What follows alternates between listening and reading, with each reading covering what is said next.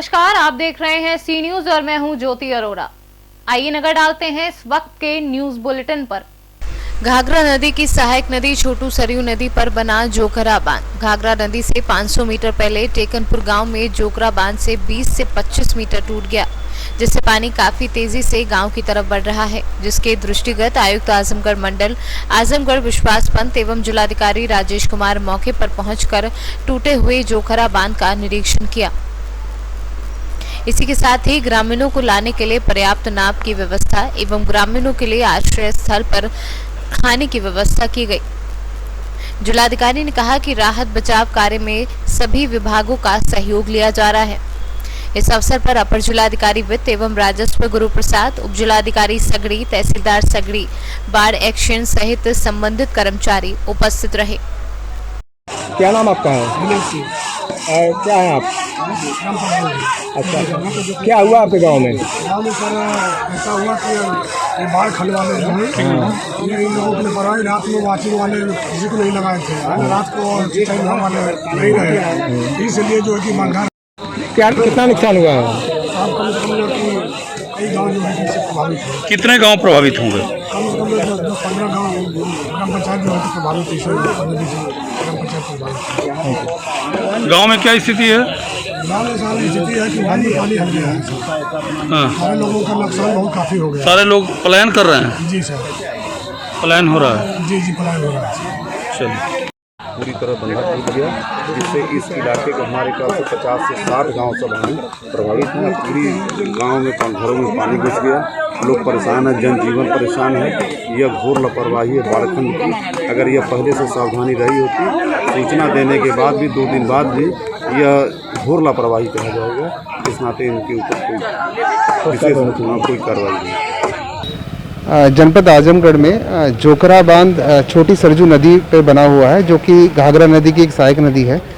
तो घाघरा नदी में मिलने से जस्ट पहले टेकनपुर गांव में करीब 500 मीटर पहले एक जगह जो बंदा है, जोकरा बंदा कहते हैं उसको, उसमें 20-25 मीटर का ब्रीच हुआ है, जिसकी वजह से पानी काफ़ी तेज़ी से गाँव की तरफ बढ़ रहा है। तो उसमें राहत कार्य शुरू कर दिए गए हैं। यहाँ पे हम स्वयं हैं, पुलिस अधीक्षक साहब हैं, तमाम राजस्व और अन्य विभागों के लोग हैं और राहत कार्य शुरू कर दिया है। और साथ में बंधे को मरम्मत करने का कार्य भी चालू है, जिसको हम शायद हमारी पूरी कोशिश है, इनफैक्ट हम लोग उसको आज शाम तक, अंधेरा होने से पहले तक उसको मरम्मत कर लेंगे। इस तरह से हम कार्य शुरू कराया है। इसमें समस्त विभागों की मदद ली जा रही है। साथ ही जो टेकनपुर जो ग्राम पंचायत है, उसके 2 गाँव की आबादी से प्रभावित होने की आशंका है, तो उनके लिए नाव वगैरह लगा दी गई है और साथ में आश्रय स्थल पे सारी व्यवस्था कर दी गई है। और बाकी 12-13 जो गांव जिनमें फसलों को नुकसान हो सकता है, उनका भी आकलन किया जा रहा है। तो जल्दी हम इसकी मरम्मत कर लेंगे और इसको वापस रिस्टोर आज शाम तक हम कर लेंगे। आजमगढ़ से सीनियर संवाददाता सीबी भास्कर की रिपोर्ट। कमासिन थाना कस्बे में रोड के किनारे जमीन पर रखे ट्रांसफार्मर से करंट की चपेट में आने से एक महिला की मौत हो गई। वहीं इस मामले पर अवर अभियंता विकास कुमार का कहना है कि घटना दुखद है। घटनाओं को रोकने के लिए जल्द ही विद्युत विभाग द्वारा आवश्यक कदम उठाए जाएंगे। कमासिन में आपके विद्युत से इस विषय पर क्या कहना चाह रहे हैं आप? देखिए, पहली बात तो बिजली विभाग इतना लापरवाह है, बीच रोड में ट्रांसफार्मर रखा हुआ है और ये ट्रांसफार्मर से कई जानवर भी मरे। आज जो है एक दुखद दुर्घटना हुई, जो एक वृद्धा औरत जो है ख़त्म हो गई। तो हम ये चाहते हैं कि पहली बात वहाँ से कर्मचारी अधिकारियों का ध्यान वहाँ पर आकर्षित होना चाहिए। सबसे पहले वहाँ का ट्रांसफार्मर कहीं दूसरी जगह शिफ्ट किया जाए। दूसरी बात ये है कि दांडो तिराहे का अतिक्रमण है, वो सबसे ज़्यादा बढ़ा हुआ है, तो वहाँ का अतिक्रमण हटाया जाना बहुत ज़रूरी है। और इससे ज़्यादा कहने की कोई ज़रूरत नहीं, सबकी निगाहें उस पर जाती हैं, सब निकलते हैं, बैठते हैं। हम ये चाहेंगे कि कम से कम वहाँ का अतिक्रमण हटे और जो है वो ट्रांसफार्मर वहाँ से हटाया जाए। यही हमारा निवेदन है। क्या नाम है आपका? मेरा नाम RK प्रजापति है और कमासिन अस्थाई निवासी हूँ और मानवाधिकार फोरम का प्रदेश उपाध्यक्ष हूँ। घटित हो रही हैं जी, तो यहाँ विद्युत विभाग जी यहाँ कमासिन कभी आते हैं कि नहीं आते? नहीं, यहाँ कोई जी नहीं आते हैं।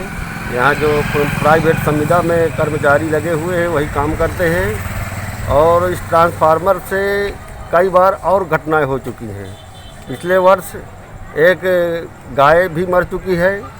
अतः प्रशासन से हम आग्रह करते हैं कि जो दांडो तिराहे का अतिक्रमण फैला हुआ है, सर्वप्रथम उस अतिक्रमण को हटाया जाए और अतिक्रमण हटा करके ट्रांसफार्मर को पीछे नाली के पीछे किया जाए और चबूतरा बनवाया जाए। चबूतरा बनवा के उसे बढ़िया जाल से उसको बंद करवाया जाए, तभी वहाँ की घटनाएं बंद हो सकती हैं। क्या नाम है आपका?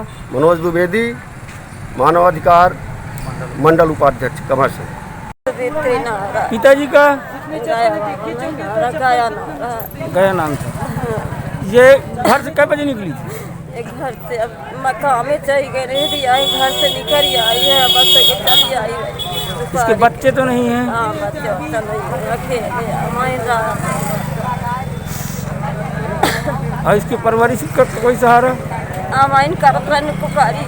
तुम्हारे पास कोई सहयोगी? सोएगी काम आई ना तो ठाड़वा जो नहीं आता है। कोई आए नहीं? भाई रात खत्म हो गया, नहीं आए। आपका क्या नाम है? माया देवी। बांदा से सीनियर संवाददाता रामकृपाल यादव की रिपोर्ट।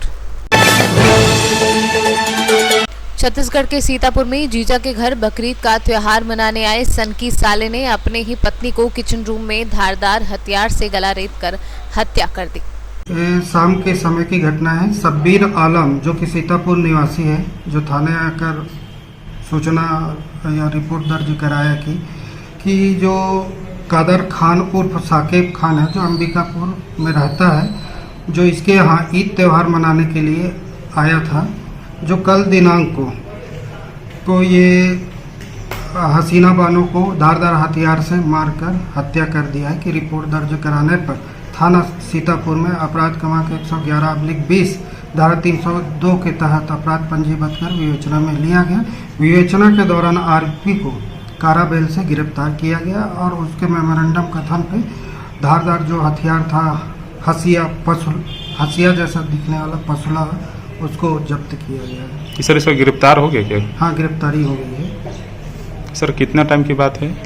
ये शाम 6 बजे की घटना है। ये छत्तीसगढ़ से सीनियर संवाददाता आलमीन अहमद की रिपोर्ट।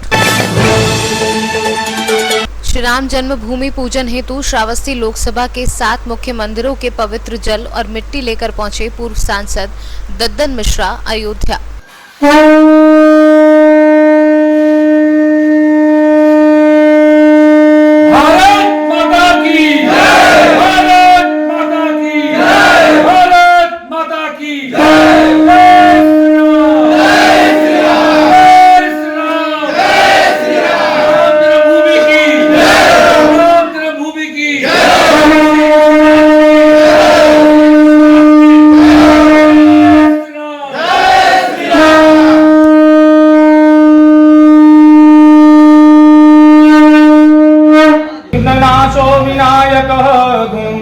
धूम्रकेतुर्गणाध्यक्षो बालचन्द्रो गजाननः द्वादशैतानि नामानि यः पठे शृणुयादपि विद्यारम्भे विवाहे च प्रवेशे निर्गमे तथा संग्रामे संकटे चैव विघ्नस्तस्य न जायते।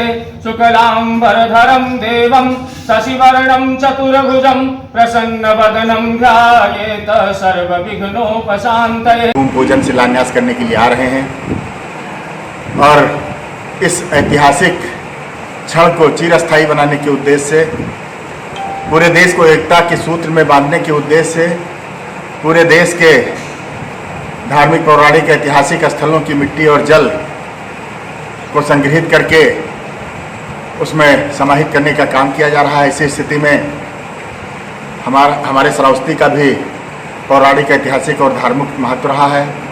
हमने विश्व हिंदू परिषद के वरिष्ठ पदाधिकारियों से वार्ता करके श्रावस्ती की पौराणिकता के बारे में अवगत कराया और हमारे प्रस्ताव को सहर्ष स्वीकार करते हुए विश्व हिंदू परिषद के वरिष्ठ पदाधिकारी गणों ने श्रावस्ती के ऐतिहासिक पौराणिक धार्मिक स्थलों के पावन मिट्टी और जल को एकत्रित करके अयोध्या पहुंचाने के लिए एकत्रीकरण और पूजन करने की महती जिम्मेदारी हमको सौंपी और हमने श्रावस्ती के ऐतिहासिक सीताद्वार मंदिर की पवित्र मिट्टी लिया,